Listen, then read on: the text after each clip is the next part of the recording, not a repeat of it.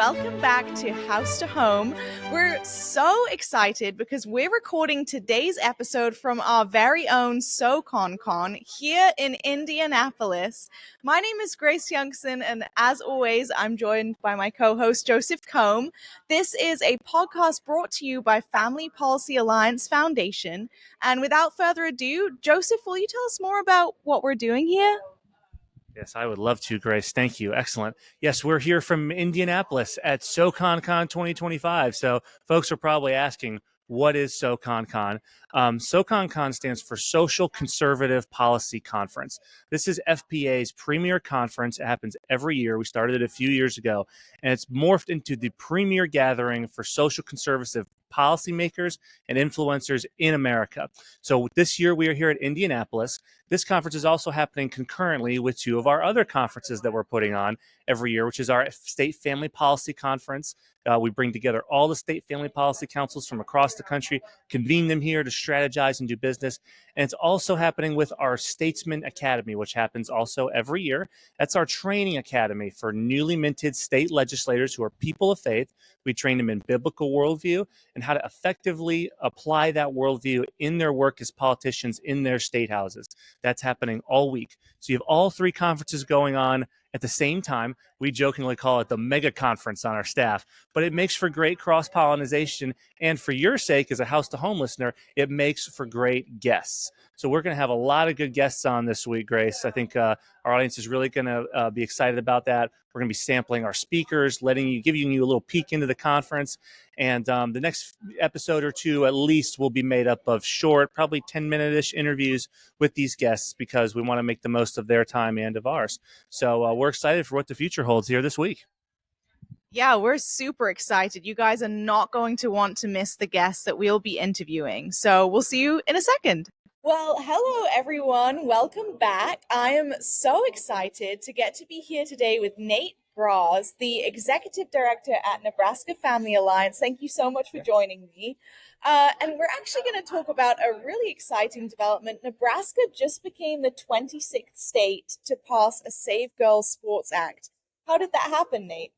Yeah, I tell you, it was a lot of prayer and a lot of work really over the last several years to get us to the point now where we have passed legislation to make Nebraska the 26th state in the country to save girls sports, now over half the country, which is really exciting. But it was not easy. This issue, this bill, as much as it was about girls sports, it really was about truth and whether or not boys can be girls and girls can be boys. And so it was very much an ideological battle that was unfolding at the Nebraska Capitol and as has happened in capitals across the country.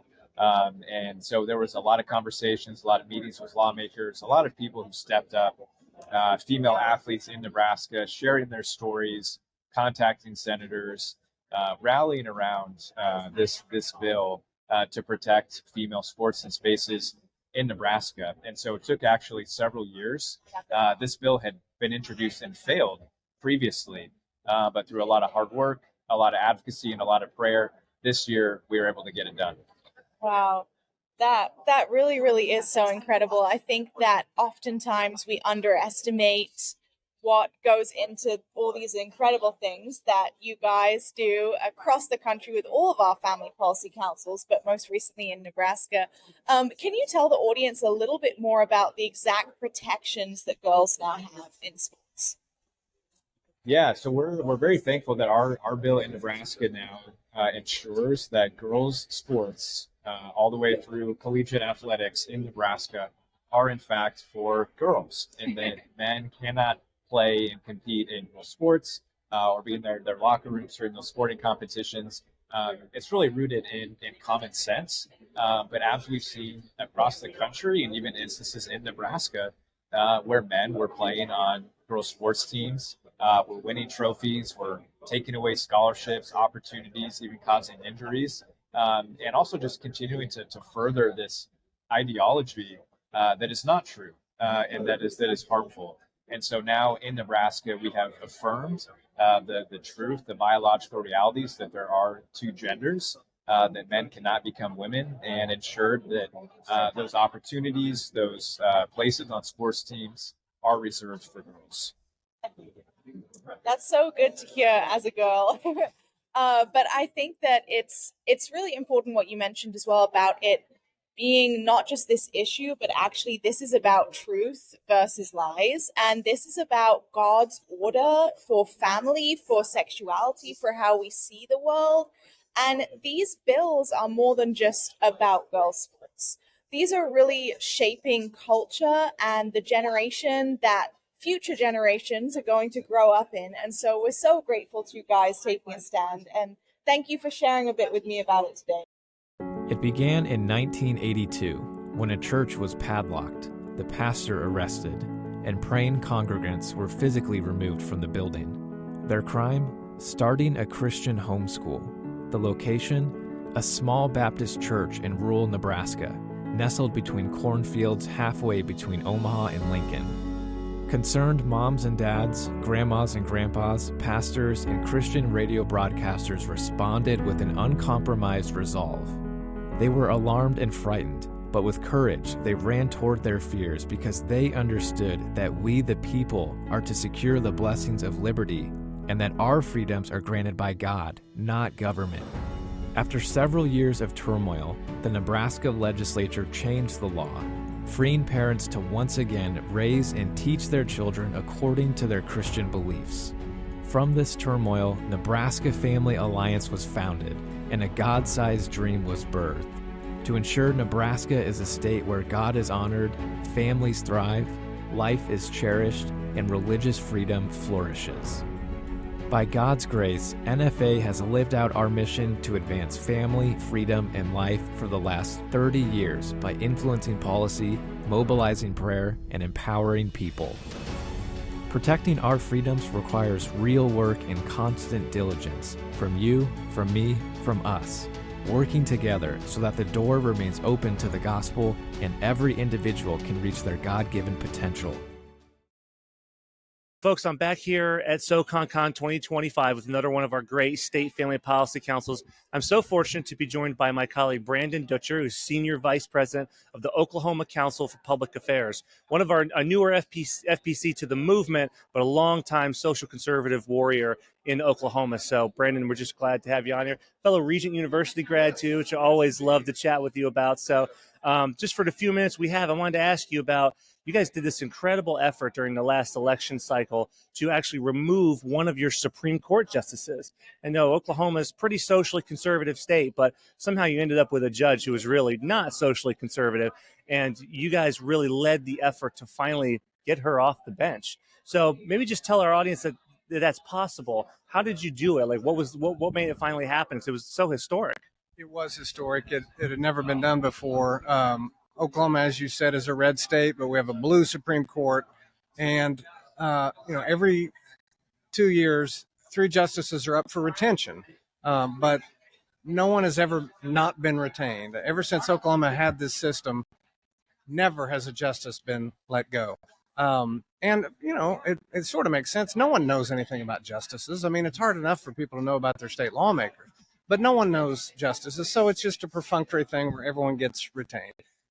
We decided to educate people. That's what FBCs can do with our C3 work and our C4 work. Hey, let's let people know about this court.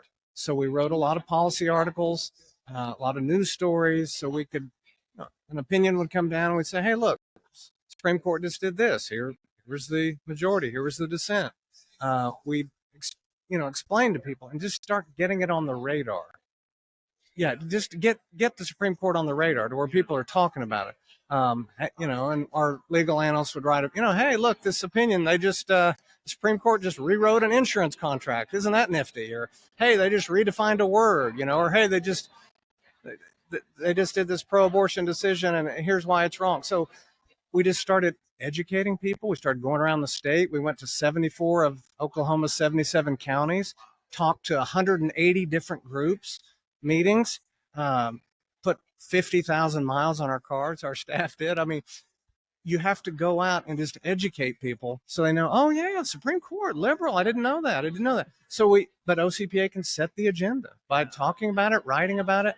And so it got on people's radar till by the time the election came around, then our affiliated C4s were able to go on TV and radio and digital ads. And as you said, she was not retained.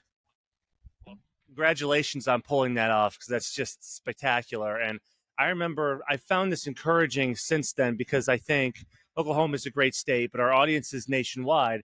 And I think everybody who's a social conservative across the country can relate to the frustration of when you get something good done after years of work, only to have a radical activist judge undo all your hard work. One person.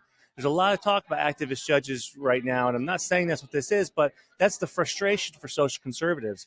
So I love this story, because it encourages our audience that, yes, we can do all this hard, necessary work at the ground level in your state houses. You can also do the necessary work to influence things even beyond that. Now, there's a fine line, of course, influencing judges, but if it's up to your state to decide who's on your Supreme Court, this is the people exercising their will all the way to the end of the process, not just the grassroots, not just the state house, but the judicial side as well.